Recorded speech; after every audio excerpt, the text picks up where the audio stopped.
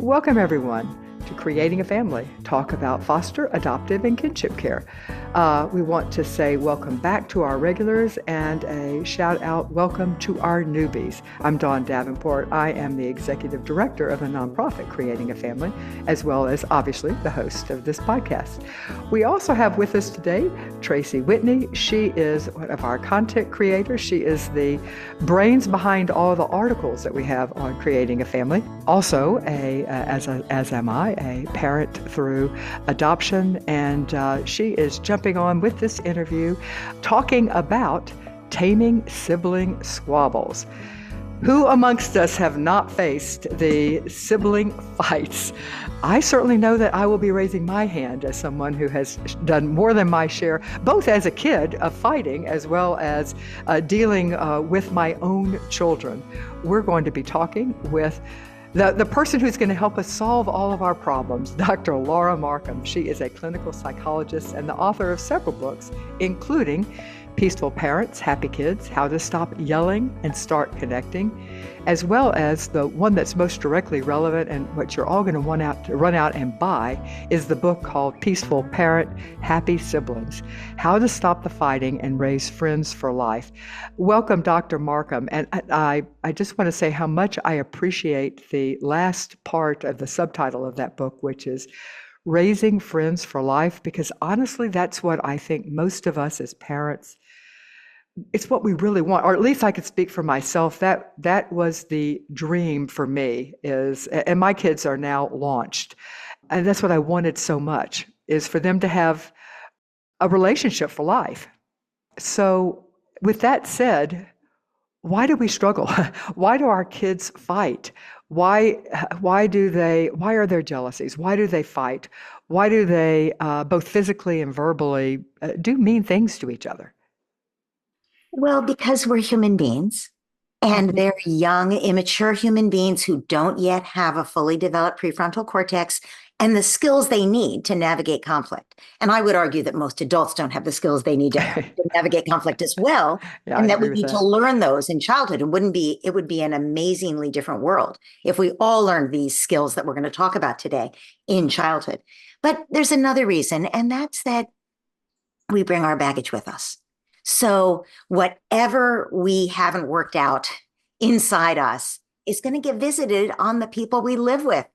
So siblings, when they need extra support from their parents to work on something, we need to give that to them, or they're going to take it out on their siblings because they don't know what else to do with it.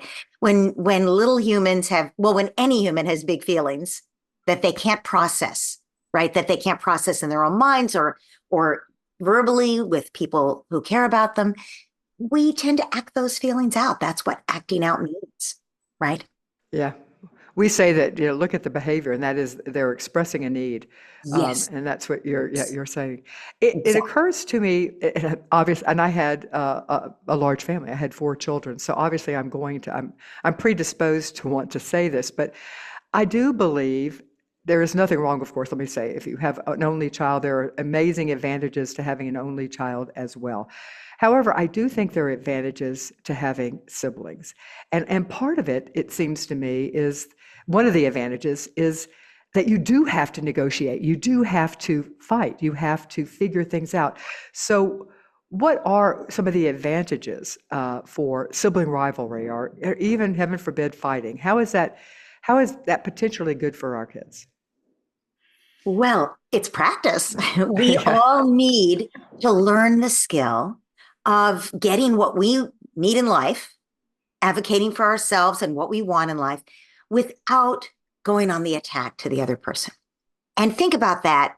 Attack may be a strong word, but every sibling interaction that you can think of is, no, I want that last banana. No, I was playing with that. You're getting too much of mom's attention. But whatever, I'm trying fiercely to get my own needs met, right? And hopefully I can do that in a way that resembles maybe nonviolent communication, where I say, these are my needs. but I'm not going to trespass on your needs. Let's work this out. Now, that's a really challenging thing to do. I have seen 4-year-olds learn it, and I've seen 14-year-olds who haven't learned it, and I've seen 44-year-olds who haven't learned it, right? Yeah. So it's something that when kids fight, but it isn't the fighting that is the learning experience necessarily. It's because, think about it. If we let kids work it out for themselves with zero input from us, and that's what parents have been told to do for a long time, you have to let them work it out. Then they learn what to do. But the research on that is pretty clear. Not true. Not true. What ends up happening is the more powerful child will win because there's no help from the adult forthcoming. You may have a house rule about be kind or about how you navigate sharing a toy or whatever. But the more powerful child will win if you just leave it to the kids and you don't intervene, right? And they will even, if the parent is there, but you're like on your computer, you're not like noticing the kids. And you probably are not, if you're on your computer, you're not noticing the kids, right? But they believe, since you're there, or even since you're 2 rooms away in the kitchen making dinner, they believe that you are giving your stamp of approval to what's happening because you're not intervening. They know if somebody was screaming bloody murder, you'd be intervening. So clearly, you must be approving of this thing, whatever it is, what they're working out. And the working out could easily be the more powerful kid threatening to hit, threatening to take away, threatening when I get you alone. And when I say more powerful, sometimes it's the younger kid. I'm going to tell mom that you blah, blah, blah, you know. So when you think about it, we want kids to have positive results from their navigation of conflict, but we have to provide some guidance for that navigation of conflict. And as I said, I've seen 4-year-olds learn it. It's not that young children can't learn this, but we do need to understand it ourselves and then provide some guidance so they can develop the skills. Yeah, that makes good sense. Go ahead, Tracy. I was going to say, so what would the warning signs be that it's time to step in and provide some of that guidance or backtrack a little bit and say, okay, this is no longer useful. It's not teaching you negotiating skills. It's not teaching you deference to each other's needs. When do we step in and what do we say? So first of all, I wouldn't use the word deference. I would use the word consideration because we don't want our kids deferring to other people's needs just because other people have needs, right? You don't want your kid who's practicing the piano at school to have somebody else come in and just randomly want to use the piano and your kid's got to prepare for something and they had the rights to the piano at that moment. You're not deferring. But you are considering, oh, you want to use the piano too. How do we work this out? Because I've got to prepare for my recital and I'm already signed up for this time slot, right? So there's something about navigating that is different than deferring to needs. So that's one thing I would say, consideration. But you're saying, when does the parent step in? How do we know what to do? So I would say, first of all, you don't drop everything and run in at the slightest anything, sound of a raised voice. You listen. You pay attention, but you also are informed by what happened yesterday and this morning. If yesterday and this morning, one of your kids clobbered the other, it's going to happen again now. So you're going to step in more quickly based on your experience, right? If they've been getting along and working things out and you're so encouraged by this, you can listen and see see what you're hearing. But I want to actually pull the camera back and do a little bit of a wider focus before we get to that moment. I think that's a critical question for parents. But even before that, what are the rules in your house? Have you ever discussed the rules in your house? So you don't want very many rules. They won't remember them. But the rules in your house, I think every household's first rule needs to be kind, right? And then everything else is, you can decide where it goes on the list, and you don't want more than a couple of rules.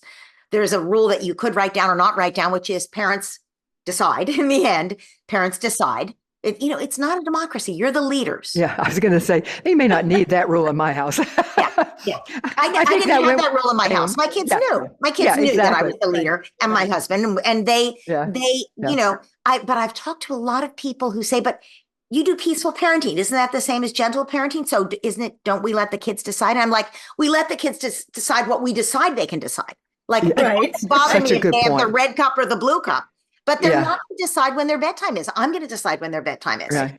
That's so smart. Yeah. So I would often tell my kids, I'm a dictator. I'm a benevolent dictator on a good day, but I am a dictator. And ultimately, but I do want them to have decisions, because ultimately, by the time they leave our house, We want them to have experience with making decisions, failing, making poor decisions, making good decisions. We want all of them when they're still, and we can help pick up the pieces. Anyway, that's another. I love that. Is No, a that's good, though. tangent, but it's an important one because I think kids develop good judgment Uh-huh. sometimes from bad decisions, right? And the Often from bad opportunity decisions. to reflect on that decision, Yeah. right? Without a lot of blame and shame. So when I Yeah. talk about us being the leaders in our home, I'm not talking about blame. I'm not talking about shame. I'm not talking about punishment. I'm talking about leadership. And leadership means there are rules and we uphold those rules so that it's fair to everybody. And you're creating safety. Because if you don't have safety, when I say safety, I mean, if I think I'm reading this book, but my sister might, if I get up and go to the bathroom and leave this book here, I heard this yesterday from someone, this had happened in their home. If I leave the book here and go to the bathroom, I'm a 9-year-old boy, and then my 11-year-old sister happens by and sees the book. And of course, she wants everything I have because there's some unresolved stuff there that the parents need to attend to and haven't attended to yet. But she picks up the book. Boy comes out of the bathroom, girl's reading the book. Whose book is it at that moment? The mother was like, well, I decided I should set a timer so they each get 10 minutes with a book. I said, do you want your children to enjoy reading or not? Like, that's not going to do it. You have to have a rule in your house. And if the rule is once you start a book, you're allowed to finish reading the book before you pass it on to a sibling, that's the rule. And you uphold the rule of law in your home, whatever you've agreed on. So back to, we won't belabor this, but the preliminary thing is you have a discussion about what are the rules. And it's so interesting if you ask your kids, what do you think the rules are in our house? They might say things like, ice cream only on weekends or what, they won't really necessarily see the big picture. Right. But you can say, well, what are the rules about sharing? And they may not actually think there's a rule about sharing. And they may think, oh, you always share. You always set a timer. It's like, well, actually, no. Here in our family, we're going to do it this way. When you're reading a book, you get it until you're done. Or when you have a toy, you can have it till the next meal or whatever because that actually research shows works better for teaching kids to share. Again, different topic. But the point is, you know what your family rules are and you're the authority. So you work with your kids. You make that agreement. You have only like a few rules and they're written down and they're up somewhere. And even if your kid is 4 and can't read, you can point to that and say, our family rule is be kind. I heard some words that could really hurt. Mm-hmm. You said something about sharing and say, well, it's not really the topic, but isn't that? I mean, I think that so many of the squabbles are about sharing. So what do we know about what works with sharing? Let's look at what the kid knows, what their takeaway is. So if you have a situation where kids are playing, they're fighting over the same toy, you're the parent, you're like, okay, all right, you get the toy first. I'm going to set the timer for 10 minutes and then you get the toy. That's a standard approach, right? Think we're doing a good thing. So think about what the takeaway is. First of all, one kid was already using that toy. Now the kid cannot continue to use that toy except for 10 minutes. We know how play works. Deep play, where kids actually engage with the toy and they're learning and growing and there's something creative happening. Deep play, the kid needs to use it for longer than 10 minutes. Right. That's one thing. Second thing is you're wrenching it out of their hands after 10 minutes and they're feeling like, once again, I have to share with my sibling. Yeah. Once again, everything I want gets taken away from me. Once again, nobody sticks up for me. I have to fight to get my needs met and I hate my sibling. That's their takeaway, right? And the kid who interrupted the play to say, but I want it. I expected to use that today. Or I was using it yesterday and I want to use it again today or whatever, but they hadn't thought about it this morning. So their sibling got their hands on it. So that kid's like, oh, I made enough noise that I got mom's attention. And now I get to have the toy in 10 minutes. I make enough noise. I get it even if it wasn't my turn. Suddenly I'm getting a turn if I just make enough noise and make things unpleasant enough for mom. So that's not a takeaway either. But let's look at a different option. Many families now are following the research on this, using the research on this to have a different rule. And the rule is self-regulated turns. Basically, a self-regulated turn, you decide how long it goes, but the kid with the toy gets to decide when they're done with it. And think about the take. Now, it can't be that I'm done with it next week, right? That I get to hide it under my pillow. And even though I'm not using it, you can't touch it. No. But it can be, as long as I'm continuously playing with it, I get to use it until the next meal. You could say all day long. And, for 14-year-olds, all day long is fine. For a 4-year-old, they can't, all day long is just too long, right? It's got to be like lunchtime or whatever. But let's look at the takeaways. Now, the kid who was playing with the toy gets to play with the toy until they're done with it. That's number one. So they get to do the deep play, and they know it's not just going to be taken away from them. Now, obviously, it's pretty hard on the other kid. If you got a 4-year-old and a 6-year-old, and the 6-year-old is playing with the toy and the 4-year-old wants it, that 4-year-old is like, I can't wait for that toy. Right. Yeah. So it is more of a burden on the parent. But look what the 4-year-old is learning. First of all, they're learning I can make a fuss. I'm allowed to have feelings about wanting the toy. Doesn't make me a selfish brat, but I still don't necessarily get the toy. Right. Until it's my turn. That's one thing. Another thing, my parent cares how I feel and they help me wait. They're not disparaging me. They're not saying mean things to me. They're like, I know it's hard to wait for the dump truck. Do you want to use the snowplow while you're waiting? Come on, let's go over here. So the parent or caregiver is supporting the child to find a way to delay gratification. Delaying gratification and impulse control, we all want our kids to learn these skills. And parents ask me all the time, how can I help my kid develop impulse control? How can I help my kid develop the ability to delay gratification? This is one way.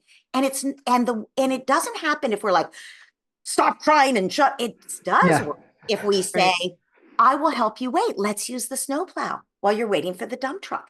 But the other thing is, we can teach kids some of those really important conflict navigation skills. So we say to them, oh, your brother had the whatever it was it the tow truck first? So he's going to continue to use it, but I can help you, if you want to wait while you're waiting, if you want to use the snowplow. But remember, you can also say, do you want to ask your brother when he'll be done with it? When will and as long as the kid using the tow truck knows you're not going to wrest it away from him, he's going to be more civil about it. So the 4-year-old says to the 6-year-old, when are you going to be done with the tow truck? And the 6-year-old says, well, I'm going to have a long turn, not till lunch. Or he might be benevolent and say, oh, just until I get this hill built, I'm pushing all the blocks into a pile to make a big hill. Whatever he says, it doesn't matter. The other kid's like, okay, well, he's got the control right now, but it's the rule of law. And I know I am going to get it at lunchtime or whenever the hill is built. And it'll be my turn. And then my turn will also be protected. So there's safety.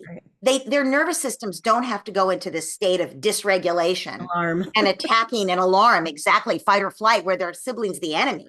Because they know the rule of law is going to prevail and they're going to get a chance for the toy also. And in the meantime, there's a parent or caregiver there who's going to help them wait, right? And here's the thing that researchers have found. When the 6-year-old is done playing with it, now sometimes they'll remember, but in the beginning, they don't usually remember because they're not used to this. They're like, they've made the hill and now they're putting the flags on the hill and the little elephants and whatever they're doing. And meanwhile, the tow truck is just sitting here, whatever the thing was that they had been using. And the parent can say, are you done with that truck yet? Because remember, you promised to give it to your brother. And the kid's like, oh, right. Picks it up, turns to the brother. And here's the thing about human beings. We are a communal species. What happens in a human being when someone hands you that thing, you feel that gratitude. And it's on your face and you connect with the person handing you that truck. And you're like, thank you. I love you. On some level, it's like, yes, thank you. We're connected and I'm so grateful to you. And the other person feels the answer inside their own heart. Like, I want to do more giving like that. So we've studied generosity. All these researchers have looked at generosity. That's how it begins. If we want our kids to be generous human beings, we need to let them, like that 6-year-old, have the experience of their own free will when they're done with the truck, handing it to their sibling. Because the sibling will feel that, and the two of them will have this bonding interaction that will strengthen their relationship forever. And if they have it on a frequent basis, it gets stronger and stronger. So that's how sharing could work. That's wow. Powerful, right? Where was this information when my kids were little? I know. That's great. It's far more challenging to pull off those conversations and those interactions and guide them through those interactions when they're tweens and teens. Yes. Which You're is totally the benefit of learning this as a young parent. Yes. Let me take a moment to tell you some exciting news for and about creating a family in this podcast. We have been rated as number 12 in the top 100 parenting podcasts. which we are thrilled about. It's a big darn deal. But one of the things I noticed when I was looking through the list and they were showing how many reviews each of the podcasts had, I noticed that we had fewer reviews than many of the other podcasts, some rated even below us and those rated above us as well. So I have a favor to ask. We very much need your reviews. They matter. They matter a lot. So whatever app you are using to listen to this podcast, there's a place where you can rate and review. A star rating would take you literally seconds. A written review might take you a little longer. We'd be very appreciative of it. But in any event, please give us some form of rating. We would really appreciate it. Now I'll let you get back to this terrific interview. You covered the, kind of the prelude of the stage we should be setting in our homes to get our kids there when it is time to step in, because we're afraid that it's no longer a useful tool or it's becoming potentially violent. Can you give us kind of a do this and a don't do this rundown of things that help us in that moment when the kids are kind of rising to the climax of that squabble? Okay. Outright fight. The do this part is first, do no harm. Don't bring in your cavalry with yourself on your high horse with your sword, because you will escalate the situation and you will make everything worse. So the first is actually what we were talking about earlier. We're listening. The first is to listen and see if it's getting out of hand. If they've had some issues in the past, especially with kids slugging each other, you want to be in there pretty quick. If in general they don't touch each other, but somebody says something mean to someone else, and then somebody comes to you crying and says, he did this, he said this, and then you have to navigate it. You can probably handle that. You don't need to go prevent the mean thing from being said, because there's a way to coach it after the fact. But you're listening, right, to see if they can work it out themselves. And when you hear something that resembles bullying, you go in. Like if the kid is like, but I want it, so sorry, your problem, right? Then okay, well, we do need to navigate this a little better and coach both kids. Maybe you need to coach one kid to stand up for themselves. That's very common. Okay, so you're listening. That's number one thing you do. Number two is you come in, if possible, before there's a problem. But you don't come in with your horns blazing. You come in, you're breathing on the way, you're reminding yourself it's not an emergency. They're acting like kids because they are kids. They're not bad kids. Yes, I do hear that my oldest child, my daughter, is once again lording it over the other kid. And that does make me angry when she does this. I don't think it's a fair thing, but I am going to not blame and shame her. I'm going to acknowledge that she has needs too. And she needs validation too for whatever her needs are. And she still doesn't have to get her way, right? And over the other kids. But I don't have to make her wrong and belittle her or put her down in any way, because that will make everything worse. So as you're going, you're reminding yourself of the truths you've reflected on in the past about your children, right? It does not help the kid who's always the perpetrator. It does not help them if you go in there feeling a lot of blame. It will always backfire. Okay, so that number one is you listen. Number two is you're reminding yourself of these things so that you can stay calmer. And number three, you're breathing as you go into the other room and reminding yourself, okay, I can handle this. I've got this. It's okay. It's not an emergency. So that's the third thing. All right, you go in. You say, wow, I hear some loud voices. Or if you heard some words that were really not allowed in your house, like you're a poopy face or I hate you or whatever else, you can say, I heard some words that could really hurt. Okay. You're not blaming anybody. Notice I didn't label the perpetrator here, but I heard some words that could hurt. Now, depends, of course, on the situation, but let's say you heard some words that can hurt. Let's say one of your kids used really mean language to the other kid.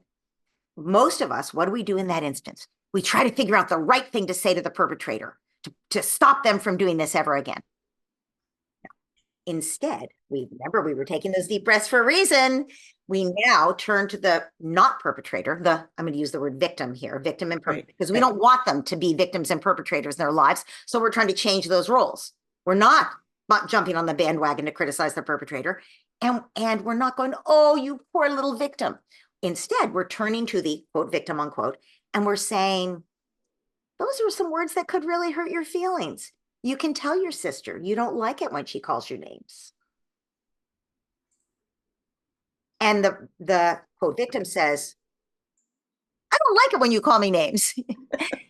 And the sister goes, okay. Or the sister goes, well, you were acting like a baby, or whatever else the sister does, right? She could anything in between these, like she could be totally conciliatory and apologetic, or she could probably not. Probably right, probably not. not. Because remember, she's mad. She's mad. The little one did something, right? Yeah, right. And she called them names because she was angry that they interfered with what she was working on or were pestering. It was a poopy face. Yeah. Okay. It was acting like a poopy face. Something. Yeah. Exactly. So the sister's like shrugs, let's say. She's like, she doesn't care. And at that point, you might have to remind both kids of what the rule is in your family. You know, the rule in our family is be kind. And we've talked about before, that means no name calling. We don't call people names. And then you turn to the perpetrator and you say, you acknowledge her. You say, because it's not going to help to make her wrong, right? What is going to help is to acknowledge her. And we each need to be seen, every single one of us, even if we just called our sister or brother a mean name. We need to be acknowledged. And you turned, and if possible, I always tell when I do act this out in an audience and I bring people on stage to do it, I'll be touching both of the people who are acting as my kids. If possible, you're touching both kids. So here's the kid who was upset that they got called the name. And here's the kid who did the name calling. I'm touching her too. And I say, seems like you were pretty upset at your little sister. And if you know what she's upset about, you can acknowledge that. It looks like you were really trying to work on this and she blah, blah, blah, knocked it down, whatever the sister did. And at this point, now that she's been validated, she's going to be like, yes, my little sister always does everything wrong. Right? And parents listening to us are going to think, yeah, we've just opened a can of worms. But the thing is, we're not trying to shut down their disagreement. We're not trying to stop them from being angry. We're trying to help them express what they need and want, why they're angry, in a civil manner. So the sister says this, and the other one's like, and we stop and we say, let's take a deep breath. You've got something important you want your sister to hear. We say to the one who did the name calling, you have something important you want your sister to hear. We need to calm down so we can say it in a way she can hear it. And then we turn to the little one or the other one who's going, but, we say, and I know you didn't like it when your sister called you that name. We need to listen to your sister and you can tell her more about how you felt. Let's take a deep breath. And then usually you won't remember who got to go first last time. I mean, but sometimes when it's constant, I tell people to keep a dime in your pocket and just flip it, like say, okay, we're just going to flip this time. If you can remember who went first last time, great. If you've only got 2 kids, that's easier. But if you've got 3 kids or 4 kids, it's a lot harder. So you can also just say, I'm the parent, I'm going to decide. And you say, okay, do you want, and parents will also say, but I don't know who's telling the truth when they tell their story. I don't know what's true. Well, you don't have to know what's true. Right. What you're trying to do is help them communicate with each other and uphold the rule of law and come up with a resolution where there's some repair. You're not deciding, because even if you know exactly what happened and who was wrong, you're not trying to make somebody wrong. And you don't know what happened yesterday or this morning. You only know whatever that moment is if you were listening from the kitchen. Right. Okay. So we say to the one who was, in this case, the perpetrator, we say, so you really had something you had something really important you wanted to tell your sister. What is it? Well, I was doing blah, blah, and you did blah, blah, blah, you did the, so she goes, she's mad. It's like she's a fly on the wall of our house. Yeah. That's exactly what it sounds like. Yes. And the only danger here is that sister is going to feel so attacked. She's not going to be able to sit for it. She's going to explode. So we have to keep our hand on her. We have to keep reminding her that right now our job is listening to what your sister's saying. That's important. But I hear that you have something important to say too, and we're going to hear it in just a second, right? We keep her, we're still touching her. Okay, this one says blah, blah, blah. And we say, wow, so I hear you saying you were doing X, Y, Z and your sister did this and it ruined what you were doing. No wonder you're upset. We're not making her right for calling her sister a name, but we're acknowledging that there was a reason she was upset. We say, thank you for sharing that. Now, the sibling is not ready to repeat back what she heard her sister say. She's still too mad because she got called a name and she hasn't had a chance to offload. So we might, if she weren't so upset, we might say, what did you hear? Sounds like your sister is pretty upset at you for XYZ. What did you hear her say? But she's not ready to do that yet. Probably right? not. Yeah. Everyone has to get it off their chest first, whatever it was. And she feels she was wronged. So we say, thank you for sharing that. Let's listen to your sister now. And we turn to her and we say, you're pretty upset. Thank you for listening to what your sister had to say. Mm.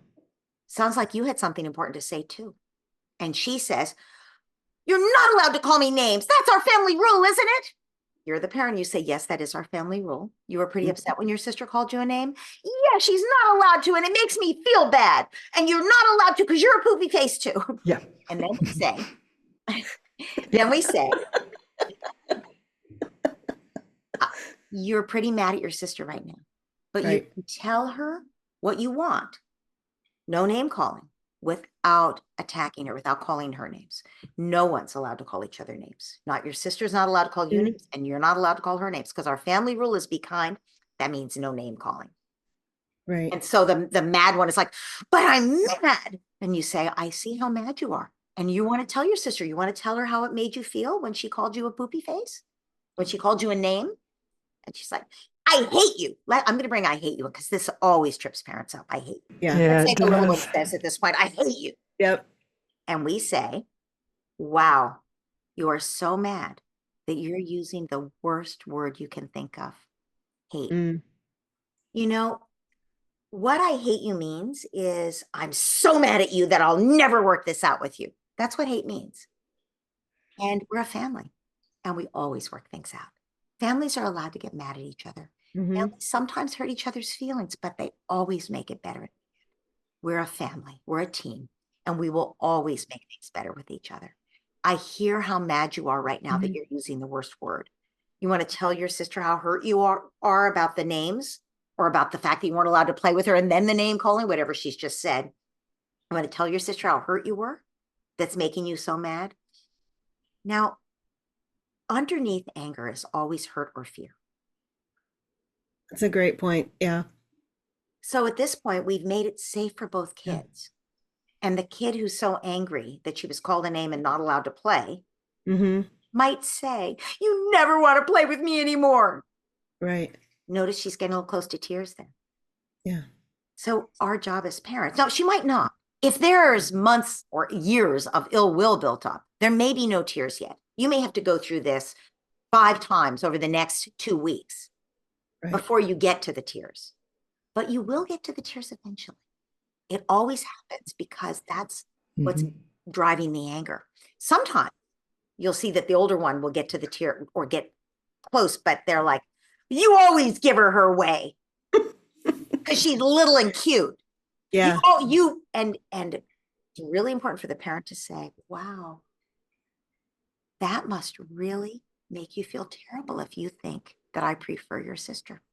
Yeah. I'm hearing you say that I give her way like I prefer her. That must feel terrible to you. I am so sorry if I ever made you feel like I didn't love you as much. I could never love anyone more than I love you.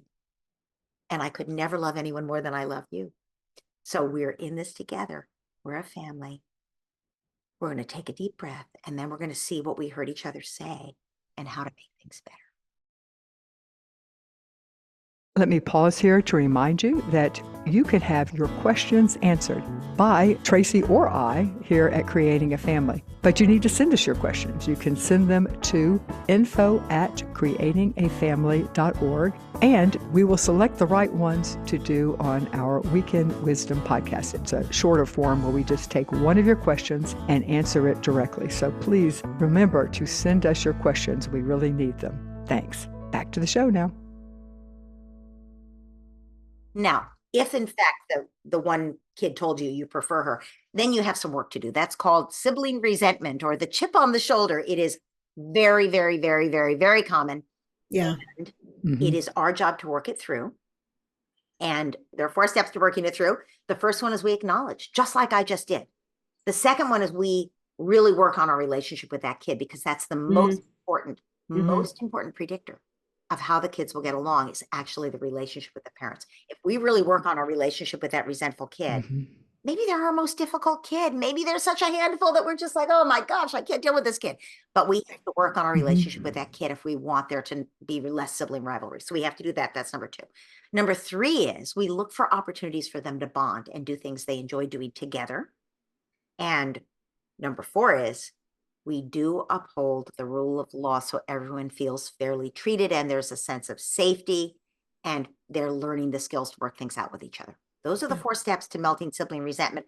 We could do a whole hour on that, but that's another whole show. Basic steps, right? Those are the 4 steps. Right. And then the only thing we haven't talked about at the end of that fight is repair.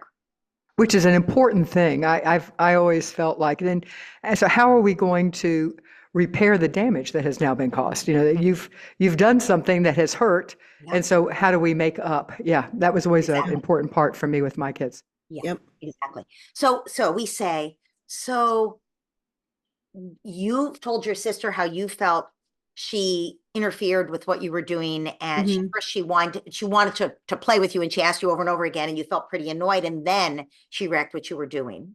And you've told your sister how you really wanted to play with her and she didn't want to play with you, and how you felt left out. How then you tried to help, but it wrecked it, and you felt so terrible inside, and then she called you a name. Right? That's what you've said, and that's what you've said. Okay, well, those are some big feelings. And what I'm really hearing is a misunderstanding here. I'm hearing 2 sisters who are pretty mad at each other. And underneath, you love each other. And underneath, you wanted so much to play with your sister. And underneath, you just wanted to be left to do your project without your sister getting involved. And you didn't know what to do when she wrecked it. And you called her a name because you couldn't think, you were so frustrated and upset. Right. So we have a misunderstanding here, but how can we make things better? Because I hear one girl who really wants to be able to do her projects, and I hear another girl who really wants to play with her sister. Right. And I hear also, want to make sure both of you know what the family rule is, which is we work things out with each other and we don't call each other names and we try to be kind, right? So what can we do to make things better here? Now, both kids have done something to offend the other one. One wrecked the one's project and the other one called that one a name, right? So if we had just come in with our guns blazing and said to the name caller, you know better than to call your sister a name, right? We would have ignored the fact that she had a problem she needed help with, and we would have escalated the sibling anger, right? The resentment. But we didn't do that. We listened to both sides. They both heard each other's positions. If they're in a good enough place, we can say, what did you hear your sister say? I heard her say she wants to play with me. Yeah. How's that make you feel?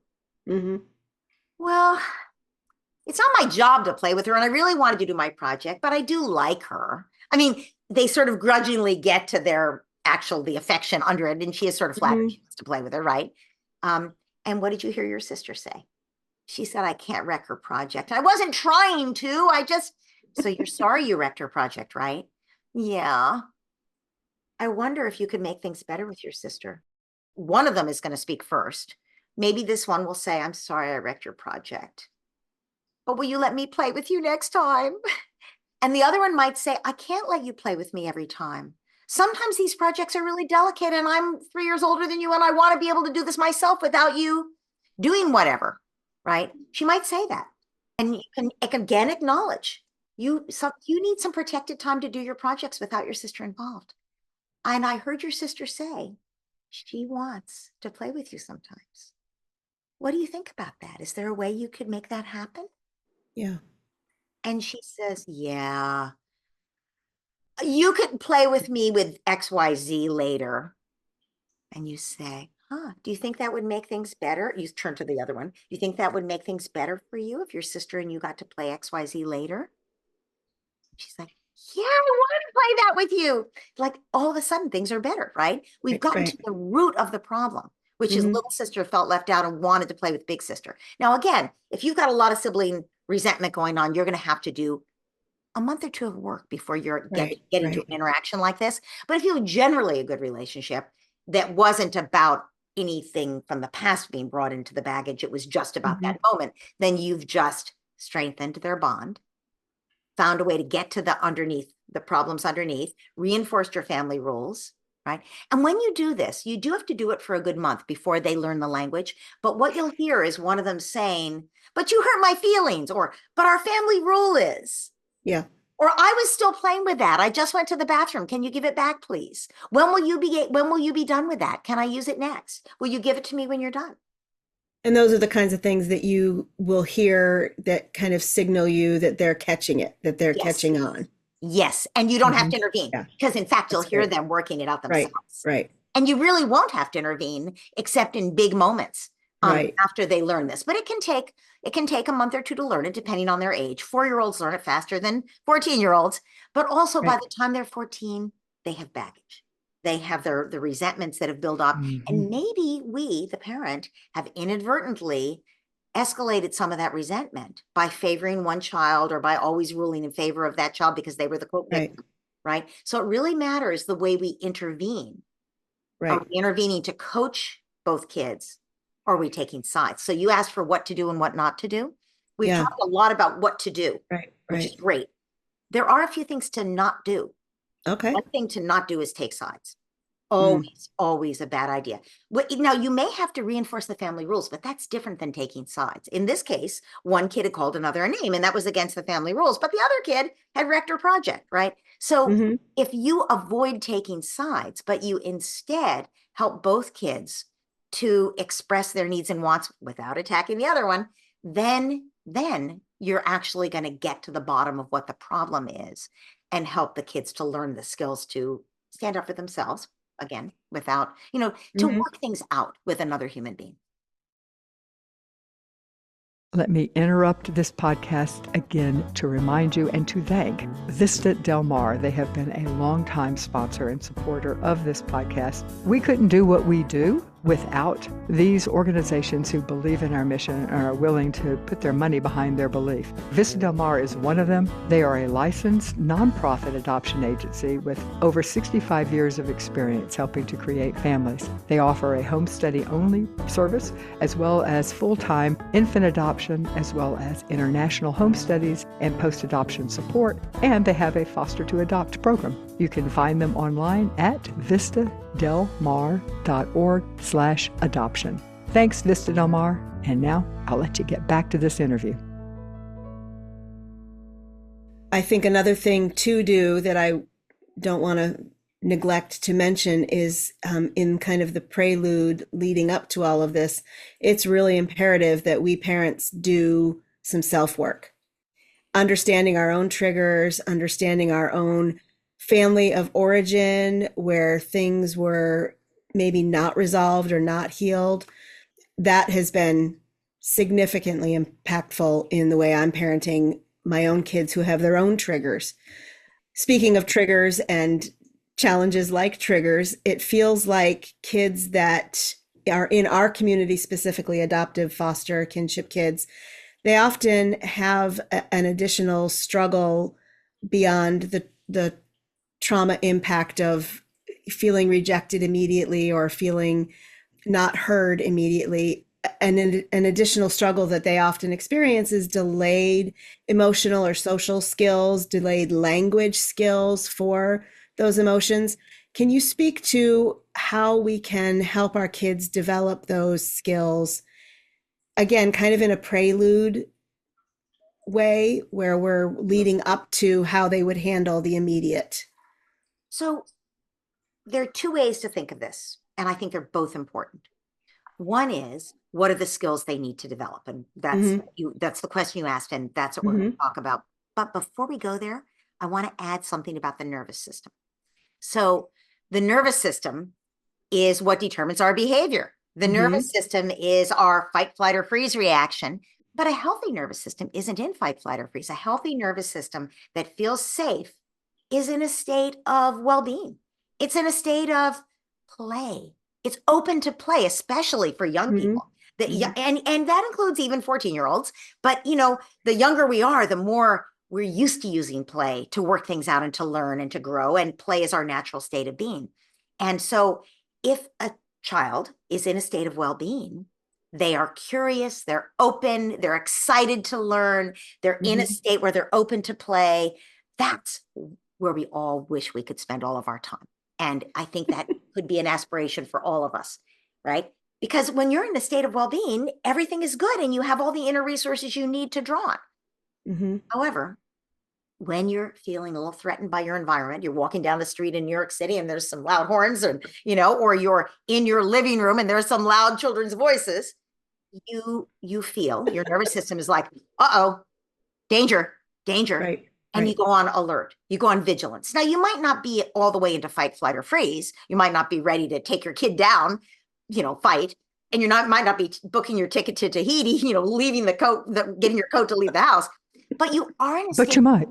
But you might feel like it. You certainly might feel like it. Certainly feel like it. We've all felt like that.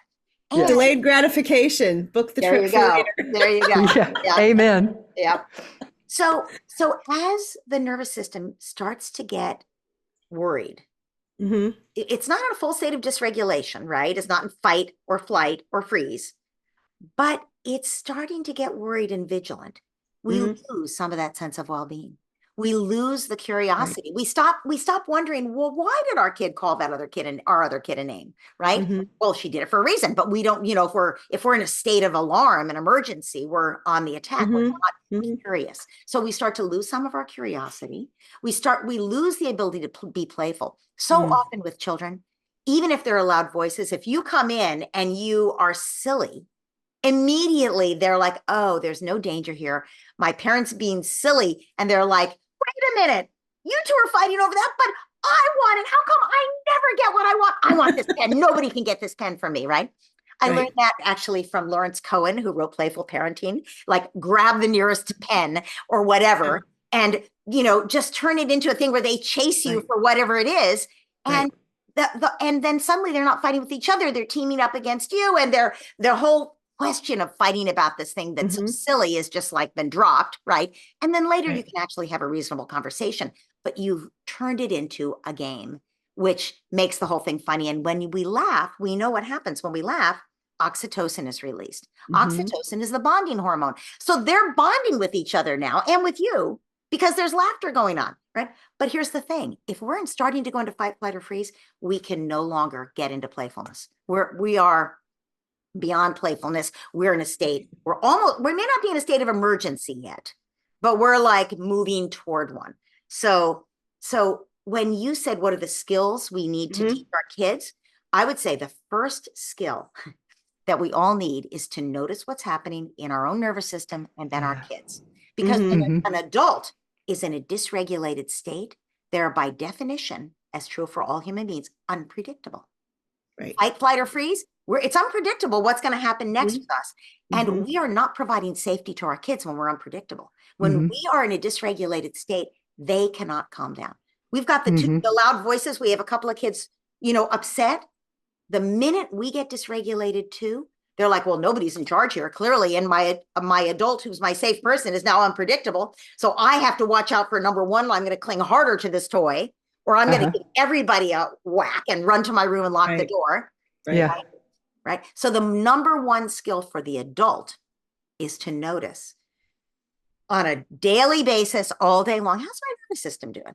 Right. Can I calm myself down? There are things you would see me stroking my upper arms. That's actually been proven by research to calm us down.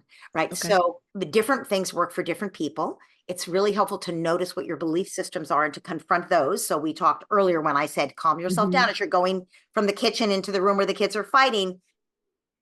It's not an emergency. They're acting like kids because they are kids. They need my help. She's not a bad kid. She's having a hard time, right? All of those things that we're telling ourselves to calm down. So notice your nervous system and work to re-regulate before you get into fight, flight, or freeze. That would be the number one skill for parents. The second skill for parents is to connect with the child. When you're in a regulated state, you're connecting with the child, because this all goes back to what you said so wisely a few minutes ago, Tracy, which is we have to work on ourselves first. If we don't do the work, and you're right, part of that is work on our family of origin, part of it is work on our triggers, part of it is just notice in the moment. Because when we do that, we're laying down the neural wiring that we calm our nervous system. We calm the amygdala that's setting off the alarm bells at the moment. We strengthen the prefrontal cortex that is taking charge of the brain, right? When we can do that, we're laying down more neural wiring for us to stay regulated so we can provide more safety to our kids. And then we can teach them the skills they need. So full circle back to the skills that they need that you were asking. What do we do? We've got a kid, maybe they have some delayed language, maybe they have some delayed prefrontal cortex, maybe they're not used to getting seen and validated. So there are all kinds of ways on a daily basis before the conflict ever happens that we can do those things to help our kids develop those skills. So one would be validation. You've heard me mention it a lot.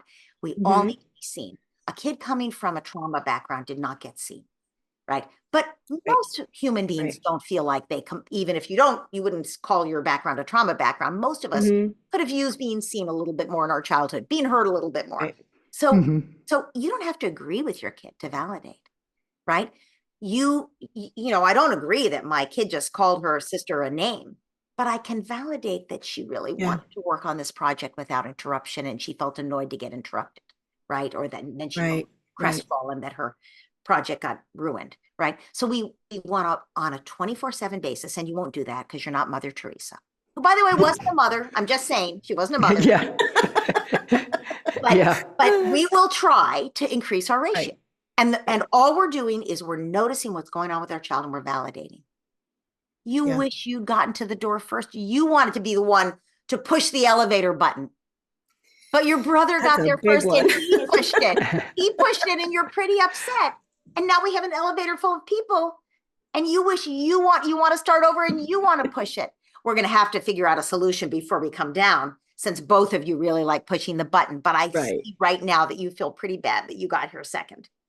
That's all, you know, and hopefully you've got enough of a relationship with your kid that you've been doing the preventive maintenance of connecting with your kid, each of your kids on a daily basis and validating them so that your kid's like, yeah, that's right. But they can hold it together instead of kicking and screaming in the elevator with a crowded elevator, right?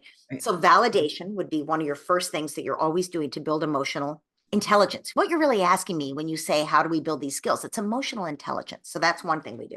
Another thing that we do, it's a little different than validation, but it segues right in, is empathy. You wish you could have gotten here first. You always want to be the one. You don't have to agree with the brother either. You always wish you could be the first. I know most of us like to be first in everything, don't we? Do you think that would work? Do you think there's a way to work that out that we could all be first all the time? Now you notice I'm joking, but the point is you're validating and you're empathizing. Okay? So that's we're helping them notice their own feelings. And we're giving them a really clear message. There's nothing wrong with your feelings. You're not allowed to be first in everything. Sorry, it doesn't work that way. And you do have to give your brother a chance to push the elevator button, but you're allowed to have those feelings. It doesn't make you a bad person. And so when we allow kids, we accept and validate and allow them to have their feelings, it actually helps them develop the prefrontal cortex and the emotional skills that you're looking for. Because they start to think, well, I'm not a bad person. I'm not allowed to do that thing and act on it. I'm allowed to feel it. It's like we talked about earlier. We want to get on our coat and walk out of the house. We don't do it. But there's nothing, you know, it's okay to want it. It's okay to feel like that. And then you notice it and then you take action to do something that's a little different than that works for everybody. But your kid is allowed to have the feelings. Making the feelings go away, well, they won't go away. We'll just make the kid feel bad and wrong. They'll stuff them into the unconscious where they're not under conscious control. And then they burst out where the kid actually does whack his brother in the elevator that's full of people. So the two kinds of skills I've just talked about developing, I'm going to give you a third one. One is validating and empathizing, right? So what about noticing what other people are feeling? That can be pretty hard, especially if you had to fight to get your needs met in your family of origin. Your situation, and now you're in a new situation, but you may still feel like you have to fight to get your needs met. So one thing that helps with that is to help the child notice other people's needs in a way that doesn't cost the child anything. So there's a lot of research on this. They went into homes with a new baby and a toddler or a preschooler, and they taught the parents how to talk to the toddler or preschooler and say things like, I wonder why the baby's crying. I wonder what she needs. Or look, the baby's smiling at you. I wonder what he's thinking. And they went back a year. So they did that. And then they also had a control group where they, I don't know, read them stories or they did something completely different, but it wasn't that. So a year later, they came back and they had the parents rate the relationship between the siblings, and they also observed in the families, and the researchers did their own ratings of what was the relationship like between the siblings. So the baby's now a year old, can't talk still, and you've got a toddler or a preschooler. The toddlers and preschoolers who had been given these very simple interventions, I wonder what the baby is feeling or thinking. Wonder what the baby needs right now. Those kids were more warm to their siblings. They're more understanding of their siblings. They actually seem to read them better, to like, oh, he wants the block, right? And the relationships were better. And the other ones were the control group, that they were just sort of normal, like any sibling pair where they hadn't done an intervention like this. They even did this. Then they did an extension of this where they went in while the babies were in utero. Oh, the babies, do you feel that foot in mommy's belly? You feel that? I wonder what the baby wants. I wonder what the baby needs. You think he's doing karate in there? Simply to humanize something that you can't even tell is human at that point. Right? Same effect. Those children, once the baby was born, were better. So thinking about families where you're creating a family and you have foster kids who came from different places and different experiences, right? What could we do? Again, you wouldn't necessarily do it 24/7, but how could we increase the ratio of just noticing you're on the playground with your 3-year-old or your 7-year-old, and you say, I wonder why that kid is crying. Right. I wonder what he needs. I wonder what he wants. Yeah, we talk a lot in our community about narrating what you see around you to normalize, their own emotions, but also then to normalize other emotions that they see going on around them. This has been fantastic, Dr. Markham. Thank you so much. I feel like I have some homework assignments I need to carry out now in my own 4 walls here at our house. But I so appreciate the time that you took to share all of this information with us and the very practical scripts and language that you gave us for talking to our kids. The only thing that I would add, and I hope that I never get tired of saying this, is parents, when you've gone through one of these interventions and you've worked hard to negotiate these conversations with your kids and model for your kids how to have these conversations, please make sure you're taking some time for self-care.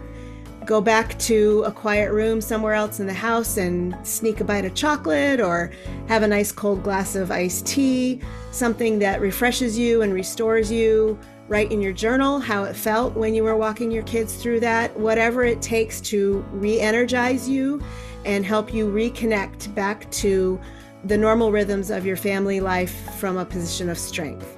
So thank you, Dr. Markham, and we really appreciate your time with us today. It was my pleasure.